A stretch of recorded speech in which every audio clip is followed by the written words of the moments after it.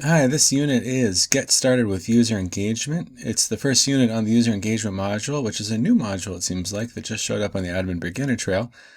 At least it was new to me, because when I last checked, I thought I completed the Admin Beginner Trail, but now looks like there's some new stuff on there, so I want to go back and complete that.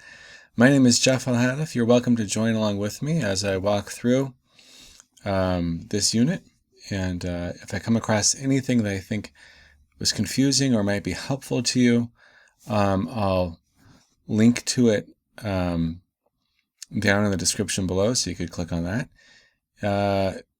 Or if you want to just follow along with me, you're more than welcome to. Okay. After completing this unit, you will be able to describe user engagement as a key part of a user's experience, list the key user engagement scenarios, and explain Salesforce components that you can use to engage users. Okay. The art of user engagement scenarios. User engagement is the process of onboarding, empowering, assisting, and educating users through in-app guidance. Okay. You've probably encountered in-app guidance in Salesforce without even knowing it. Providing in-app guidance components such as info bubbles, which I didn't know was one word, and tooltips, which is also one word, is one way that Salesforce helps users work more effectively. And now you can bring your unique knowledge of your org and your users to customize those components. But before you get going, you should understand why and when to add in-app guidance. I like that. I like understanding why and when. Start with why. There are 4 key scenarios for user engagement. To explain them, we're going to use an example that takes us outside the office and into an art museum. Picture yourself there. It's very quiet. Moving on. After getting your ticket and checking your backpack, the first thing you want to know are where the exhibits are on display and where to start. You pick up the gallery guide and a map. You discover all the current exhibits, review how the general collection is laid out, and even identify the pieces of art you want to see most. Well, when users are in onboarding mode, they're asking similar questions. User engagement during this phase shows users where to begin and highlights what's new or changed.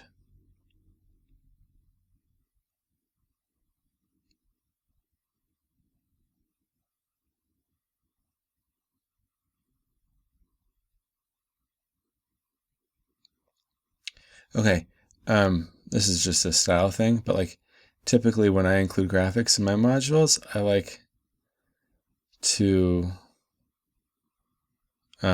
be led into the graphic. I'm looking at this, I'm like, what is that graphic doing here? I would have expected this graphic to be a person at check-in or standing in the front door, but no. Okay, that's fine, neither here nor there. You've been walking around the museum for a while. You're seeing great art along the way, but now you notice that some of the placards have a note. Take the free audio tour to learn more about the collection. Are these the placards with the note? I'm trying to find them in the picture. You didn't know that there was a free tour available, but are now intrigued, especially about the free part. In the user engagement world, this is known as feature discovery and adoption. A short message drives user to a feature that's helpful. The note about the audio tour is particularly effective because it relates to what you, the user, are doing right now, learning about the art in front of you. Is this supposed to be, if there was an audio thing, I would think that he would be putting on a headset. I'm sorry, I don't mean to be critiquing. I just can't turn it off. Well, that sounded like not taking responsibility for my decisions, didn't it? Moving on. I'm trying to learn Trailhead, not provide self-therapy on YouTube, of all places. After lunch, you sign up for the audio tour.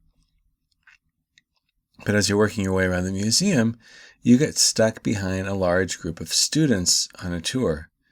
You can't quite see the details of they're described in the audio tour, and you want to replay a segment of the tour. Luckily for you, the audio tour equipment has a helpful card attached that tells you how to do just that. How to press pause? The card serves the same purpose as troubleshooting help in a Salesforce app. It's a good idea to provide help for common tasks and problems so users can get on with their work without too much disruption. After listening to the audio tour, you want to learn even more about the photography exhibits. So you decide to join the next guided tour for the exhibit. The guide is pretty knowledgeable about the artist's life, her influences, and how her art fits in to the larger photography movement. This is the idea behind deeper learning and guidance. This is guidance that takes the user on a learning journey to a better understanding of the concepts they need to be more productive and innovative at work. To summarize, there are 4 basic scenarios in user engagement. Is anybody else bothered? Like, does this picture... let's just do this. I'm just going to do this.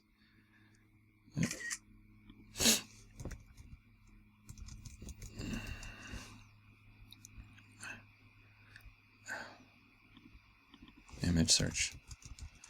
That's what I meant to do.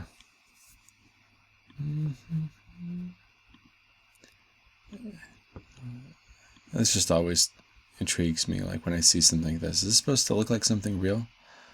And we will find out momentarily. I know, it's not. It looks like a puzzle maker. Okay, never mind. Sorry, that was itching in the back of my head. To summarize, there are 4 basic scenarios in user engagement. Onboarding. Show users where to begin and what's new or changed. Give them the aha moment quickly. Examples. First time in a trial or new feature area. Setting up a new feature. First time in a new release. Feature discovery and adoption. Help beginners become experts. Help experienced users learn new things. Raise awareness of new features and releases.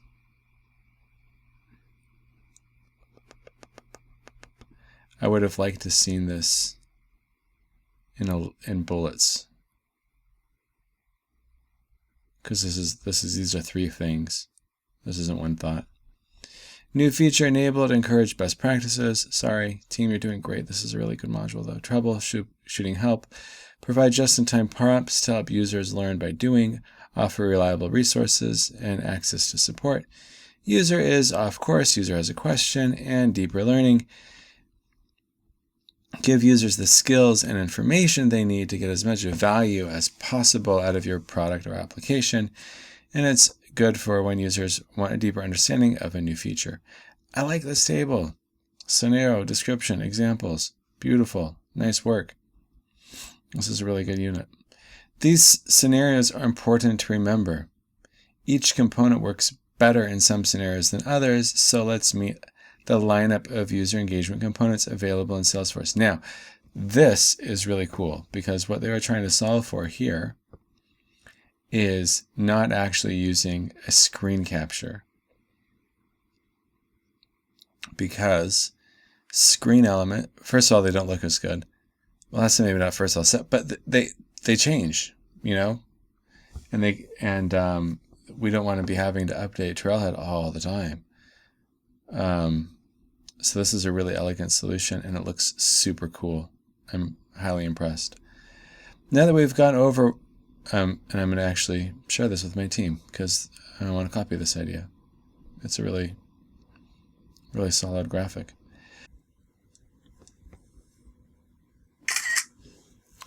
Okay, moving along. One of the great things about Salesforce is there are features to use with clicks. Declarative development and code, programmatic development, component, the welcome mat.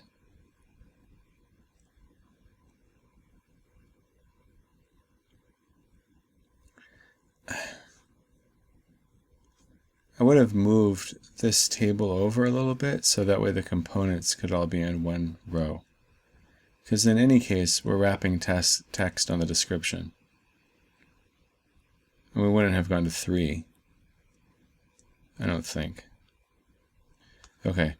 Welcome at provide getting started resources the first time the user logs into Experience. That's programmatic.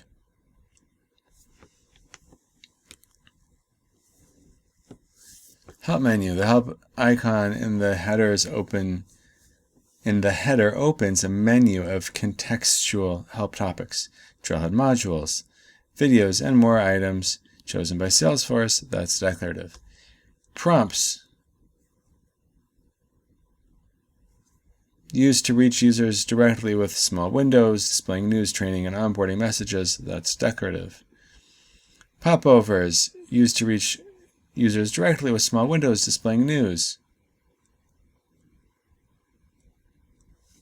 Programmatic. I'm sorry, the back of my mind is sort of not paying attention to what I'm reading because why are we grouping these in this order? Why are we doing programmatic, declarative, declarative, programmatic, programmatic, declarative, programmatic? A, B, B, A, B, A. Is there a logical reason why these are in this order? Help, welcome at, help menu, prompts, popover, empty state. Replace a blank section with instructions, next steps. Field level help, detail the purpose and function of a standard or custom object. Setup assistant, centralized list of tasks designed to help users onboard organizations and features. And walkthroughs, hands-on interactive tour, guiding users through a series of onboarding steps. I don't see it.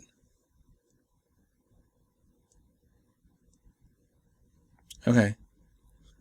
All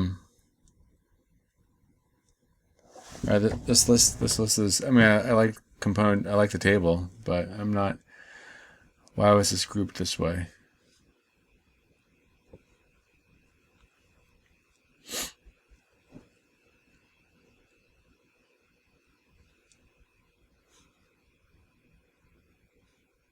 Yeah, see, we put them all on one line here. Let's bring together what we've learned, the scenarios and the components. The table below indicates which components are best suited to each scenario. Oh, I like. You teach it first, and then you tell them which scenario they're good for. Cool.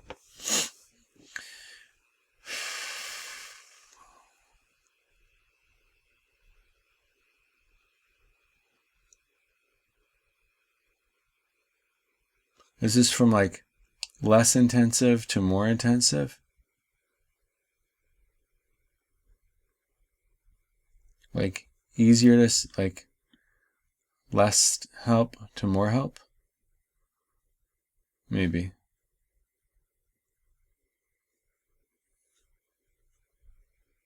I don't know. I'm not gonna.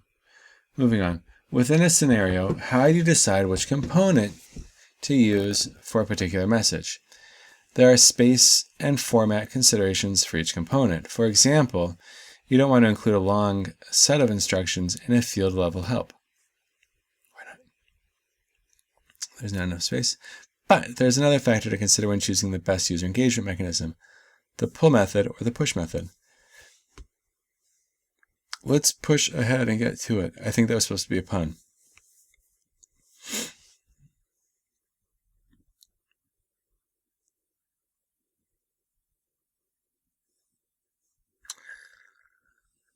Okay, now I'm like confused. Like, why is this push versus pull? And here it's pull and then push. I don't know. Just use the push method when users may not notice or seek out help, but would benefit from assistance.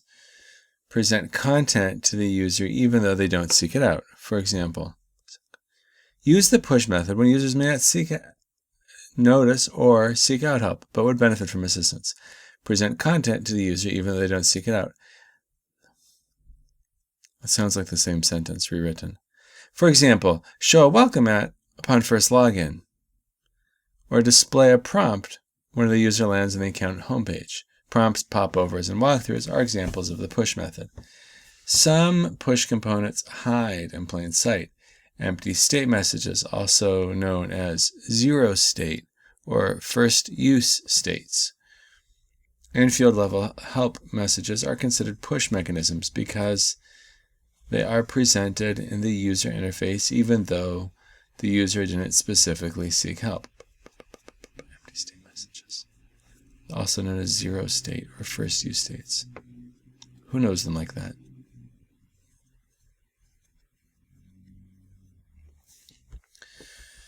I don't know. Use the pull method when the user is motivated to seek help. This is where the help menu shines because it's always sitting, waiting to spring open and help users when they need it. Another common example is the info bubble, which opens a tooltip when you hover over an icon. I like info bubbles. Oh, look at that. 1, 2. Did they do that over here? No, we didn't. This is also a nice little way of doing it. Very elegant. Graphic and a little bit of information. I like.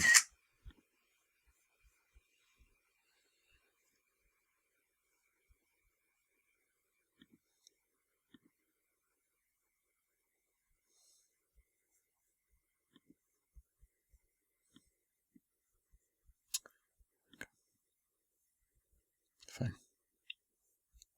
And figure out how to make that draw.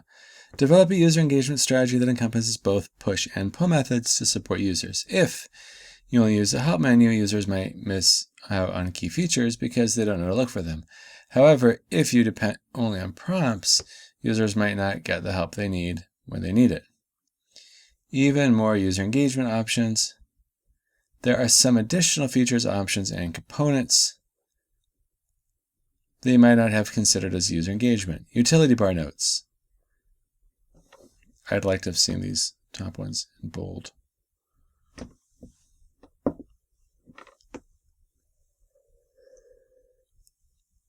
I'm going to make that happen. 1 second.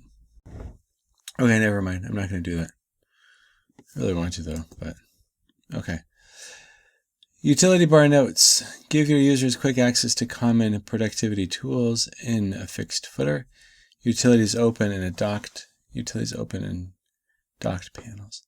Give your users quick access to common productivity tools in a fixed footer. Utilities open in docked. I don't know what that means. Rich text component. Add a text and simple HTML markup to your Lightning pages. Guidance for a success path on each step of the path. Help users succeed with step-specific guidance, such as tips, links, and information about company policies. I know what those are. That's on the sales cycle. You're able to see what you're supposed to do at each point. Guidance for success. Okay. Custom notifications from a process. Send customized notifications when important events occur. For example, alert an account owner when a new support case is logged. Einstein Analytics in dashboard and videos. Einstein Analytics and dashboard videos drive adoption. Okay. Aha. This is a dash, and this is an M dash. So it reads like this. Einstein Analytics in dashboard videos. Drive adoption and engagement with educational videos. Provide customized instruction that helps users get the most out of each dashboard and its charts. At this point, you must be pretty excited about the world of user engagement at Salesforce. Next, you'll learn, is that at Salesforce or at using Salesforce?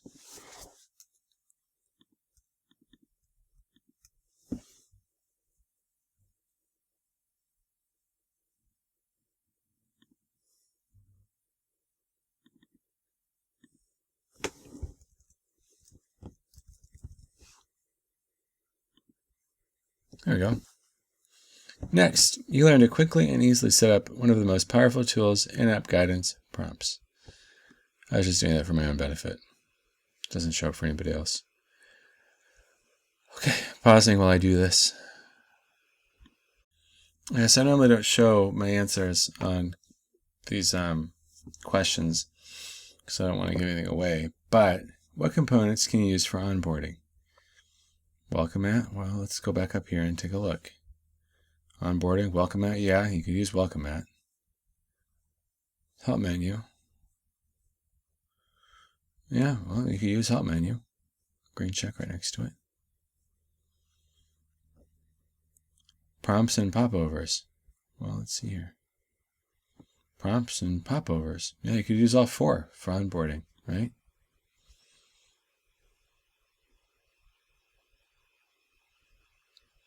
So A and B or A and C? Well, you could do any one of these. To me, this is a little confusing.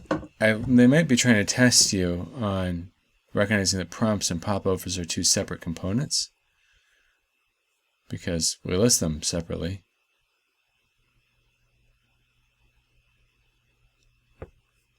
So maybe that's why they only pick A and B. But really, A, B, and C are all right answers.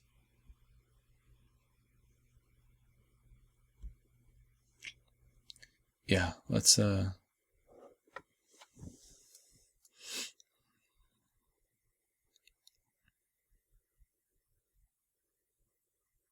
yeah, so that's what they wanted.